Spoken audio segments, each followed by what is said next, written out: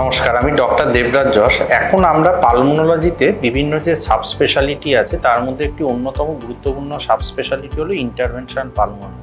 সব থেকে পুরনো ইন্টারভেনশন পালমোনোলজি প্রসিডিওর ছিল ব্রঙ্কোস্কোপি, যেটা এখন সবাই আমরা জানি, বেসিক্যালি শ্বাসনালীর মধ্যে ক্যামেরা দিয়ে দেখা।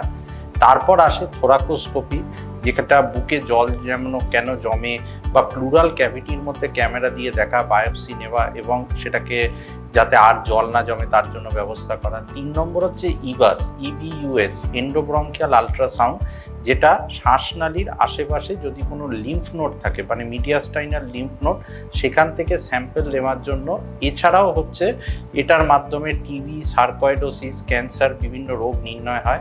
আগে ইভাসের স্যাম্পল অনেক কম আসতো, এখন ইভাস গাইডেড ক্রায়োবায়োপসি হওয়ার জন্য স্যাম্পল অনেক বেশি আসে।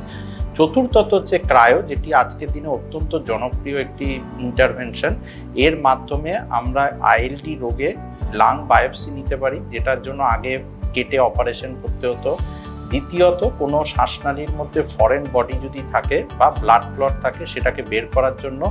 এবং টিউমার যেটা রয়েছে সেটাকে ডিবাল্কিং বা নির্মূল করার জন্য এটা ব্যবহার হয়। 5 নম্বর ইলেকট্রোকটারি এপিসি বা স্নেয়ার।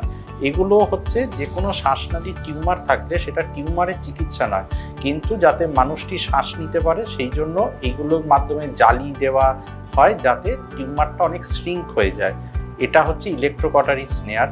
এবং স্টেন্টিংগুলো করা হয়, যেগুলো হচ্ছে এই শ্বাসনালীর মধ্যে যে কোনো টিউমারের জন্য যদি শ্বাসনালী সরু হয়ে যায় বা শ্বাসনালীর বাইরে কোনো থাইরয়েড বা অন্য কোনো জায়গায় টিউমারের জন্য যদি শ্বাসনালী চিপটে যায়, বা খাদ্যনালীর কোনো টিউমারের জন্য, বা শ্বাসনালী বা খাদ্যনালীর মধ্যে কোনো কমিউনিকেশন হওয়ার জন্য যদি খাবার শ্বাসনালীতে চলে আসে, তখন আমরা শ্বাসনালীর মধ্যে স্টেন্টিং দেওয়া হয়ে থাকে। ইন্টারভেনশন পালমোনোলজি থেকে দূরে এগিয়ে লাভ নেই, এর মাধ্যমে রোগ নির্ণয় করুন। সঠিক রোগ নির্ণয় হলে রোগের সঠিক চিকিৎসাও সম্ভব হয়। ধন্যবাদ।